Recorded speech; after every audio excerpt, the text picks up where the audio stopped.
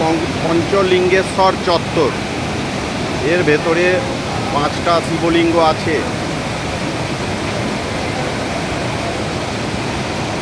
এখন প্রচণ্ড বৃষ্টির কারণে এই গেট বন্ধ আছে।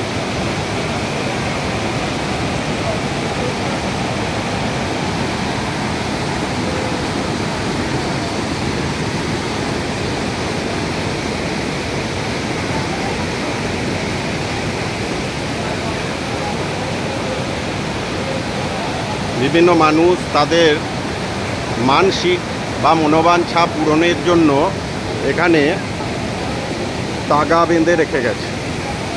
এরকম আমরা বিভিন্ন শৈব ক্ষেত্রে দেখতে পাই, এখানেও সেই ব্যাপারটি আমরা লক্ষ্য করছি।